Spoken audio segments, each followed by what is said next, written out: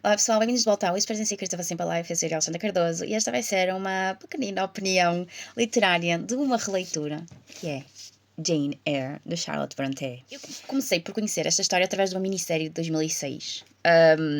4 episódios, se não tenho erro, que até já publiquei a opinião no blog. E é uma história que me fascinou desde o início. Não sei porquê, não me perguntem. A única explicação que eu posso dar é que tinha acabado de ler Orgulho e Preconceito de Jane Austen. Tinha visto no ano anterior, nos cinemas, a versão do Pride and Prejudice de 2005. Acho que toda a gente sabe qual é a versão que estou a falar, com a Keira Knightley e o Matthew McFadyen nos papéis principais. E em 2006 saiu esta minissérie que até, se não estou em erro, deu na RTP2, quando a RTP2 dava estas minisséries britânicas. Ainda não havia aquele boom da TV a cabo, ainda não havia aquela coisa de ter os milhares de canais que nós agora temos, ainda não havia os streamings, e muitas vezes a RTP2 dava minisséries britânicas, às vezes até pela noite adentro. Eu nem sei como é que apanhei a série, eu só sei que realmente vi os 4 episódios e entretanto até já revi, ainda antes de ler o livro. Foi assim que eu fiquei a conhecer a Jane Eyre. No mesmo ano, ou no ano seguinte, já não sei, fui passar umas férias a Chacim, Massa de Cavaleiros, e dou comigo a visitar uma feira de artigos em segunda mão, ou de antiguidades, ou lá o que é, e encontrei o livro da Jane Eyre.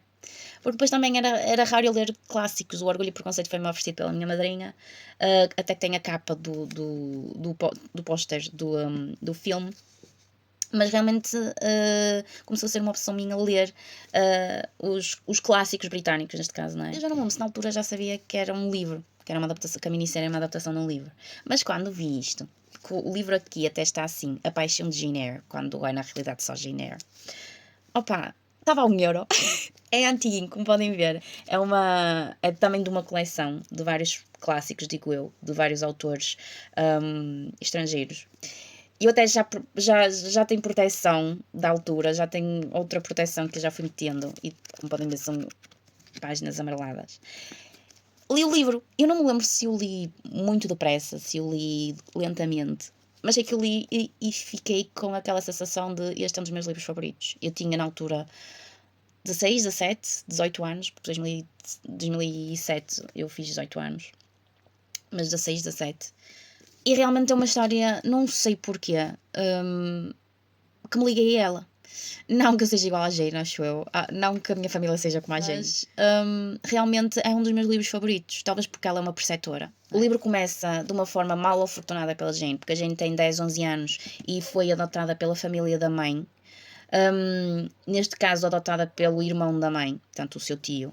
Mas que o tio morreu e agora é tratada quase como uma Cinderela, não propriamente, mas quase como uma Cinderela, porque ela não trabalha na casa, mas realmente os primos não gostam dela, estão sempre a fazer-lhe mal, estão sempre a dizer que é ela que tem a culpa de algum acidente, as próprias criadas da tia não a tratam bem, talvez uma delas, não é? Na série não mostra isso, ou até mesmo no filme que saiu em 2016, com a Mia Wasikowska, não sei se é assim que se diz, que é ela que faz Jane Eyre, e com o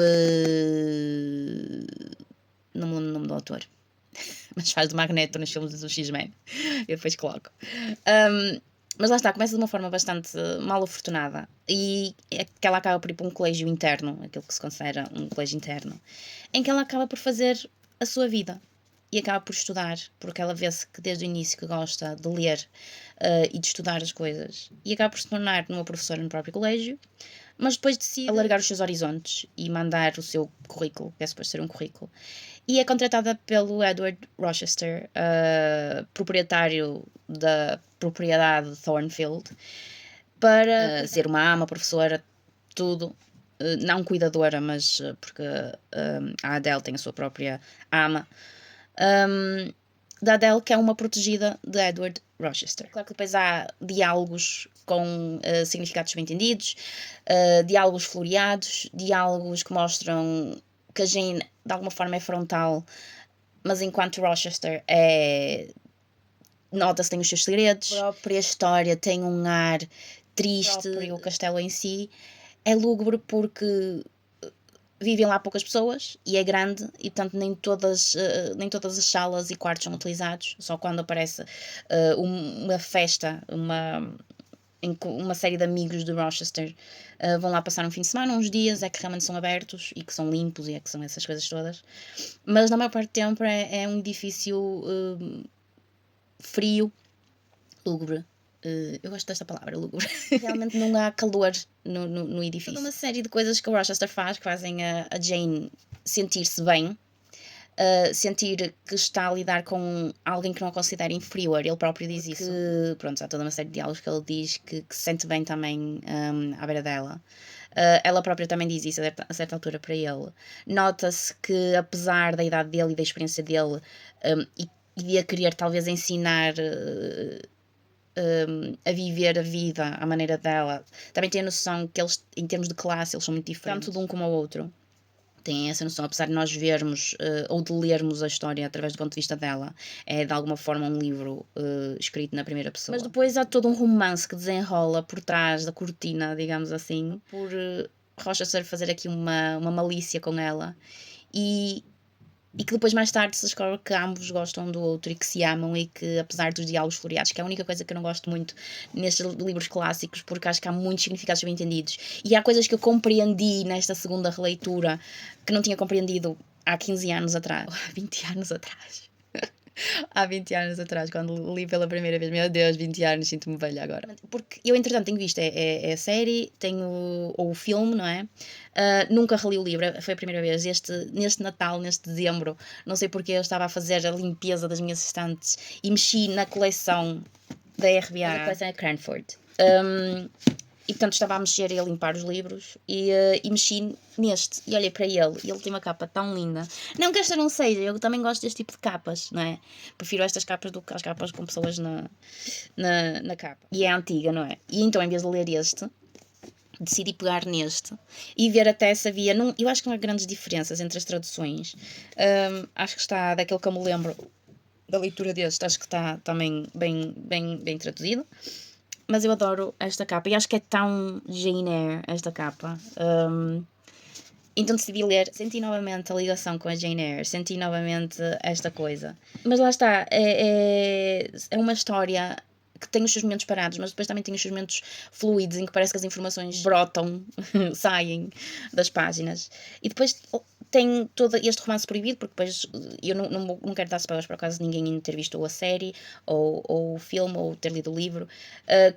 A Jane descobre qual é o segredo de Rochester e porque é que ele está sempre fora do castelo e porque é que o castelo parece tão estranho e tão sombrio e tão com sons estranhos que ela de vez em quando acorda e que se fala que há um espírito que caminha pelos corredores. Eles quase que se casam, mas depois não se casam. Jane sai do castelo, sai de ser preceptora da Adele, em que uma tragédia acontece em Thornfield. Um ano de diferença entre estes eventos e depois o ela voltar a Thornfield, em que ela descobre mais família, em que ela descobre uma força que eu acho que ela já sabia que estava dentro dela, mas que descobre que ainda tem mais força ainda para continuar a viver e para continuar atrás dos seus sonhos que se calhar não sabia que tinha. Digo isto melhor no blog que irei colocar, na opinião escrita. Acho que é um livro sobre perda e ganhos. Acho que é um livro sobre amor, acima de tudo, familiar, amizade, paixão entre duas pessoas. Que trata também aquilo que se fazia nesta época, a maneira como se tratavam as crianças, até mesmo a nível da educação delas. Eu, sendo educadora, acho que as crianças já crescem depressa demais porque os pais os querem assim. Eu acho que nesta altura da Jane, acho que ainda mais isso existia, porque as crianças eram deixadas às amas ou às preceptoras e os pais não queriam saber delas. Nem todos, acho eu, não é? Mas acho que se queria que as crianças nem sequer existissem, só existiam para continuar os legados das famílias e aumentar as fortunas e as riquezas das famílias. Como a Jane cresce, tanto na família, como depois no colégio, como depois a maneira como ela cresce. Ela só tem 19 anos no início do livro, não é? Ela tem uma noção bastante adulta do que quer e do que não quer, do que pretende e do que não pretende. Apesar de ser inocente a nível de lidar com homens, ela é tão genuína que acaba por, num homem tão mais velho e já experiente e já com uma série de coisas, acaba por captar a atenção dele, alguém que se calhar seria uma pessoa sombria para outra pessoa qualquer, poderia ser assustadora. Ele trata-a como igual e a Jane acaba por ser bastante verdadeira nas suas palavras, que capta a atenção dele e que ele acaba por, de alguma forma, apaixonar-se por ela. É claro que isto é muito romantizado, não é? Uma história que trata, não sei, problemas de saúde mental de uma forma diferente e que se calhar na altura não se considerava problemas de saúde mental. Não era isso que se falava na altura. Na altura, problemas de saúde mental o que eram, não é? Principalmente devido à maneira como a Jane sai de Thornfield, depois de descobrir o segredo de Rochester e depois o caminho dela para recuperar a sua força e para recuperar do coração partido, para recuperar a nível mental da sua decisão de fugir, porque ela basicamente foge de Thornfield. Acho que está muito bem desenvolvido, apesar de ser um romance daquela época. Eu pelo menos sinto isto nesta releitura, 20 anos depois, porque há 20 anos atrás eu mal sabia o que era a vida, não é? Tinha uma ideia romantizada da vida, como acho que todos os adolescentes de alguma forma têm. E agora 20 anos depois tenho outra experiência, tenho outra mentalidade, tenho outro coração e realmente volto a sentir-me ligada a esta personagem e a esta história que é tão simples mas ao mesmo tempo tão complexa. Por isso, se já leram esta história, isto já vai tão grande, mas pronto, é só um desabafo, é só uma conversa com vocês. Mas se já leram esta história, digam, vamos falar sobre ela. Se ainda não leram, eu aconselho, seja nesta edição, seja noutra edição qualquer que haja, aconselho Jane Eyre, de Charlotte Brontë. Para aquelas pessoas que gostam de histórias simples, com um bocadinho de malícia e um bocadinho de lugubridade nas histórias, porque Orgulho e Preconceito é tão suave na sua essência, é tão... E aqui não, aqui nós temos esta parte sombria, masculina e de alguma forma feminina nas personagens, que eu acho que também é por isso que eu também gosto delas, porque há esta... não é tudo arco-íris e doces e coisas cor-de-rosa. Eu gosto das histórias que têm aquele meio termo, é tudo muito cinzento. E não é só arco-íris e não é só doces, mas também não é tudo preto. Há aquele meio termo do cinzento das personagens, que tem coisas boas e tem coisas más, e nós aprendemos com elas e elas também aprendem na sua própria história a desenvolver-se, ou para o bem ou para o mal, não é? Dependendo do tipo de história e do tipo de personagem. Por isso, vamos ler mais clássicos, sejam estrangeiros, sejam portugueses, porque também é um dos meus objetivos para 2026. E até a próxima. Tchau!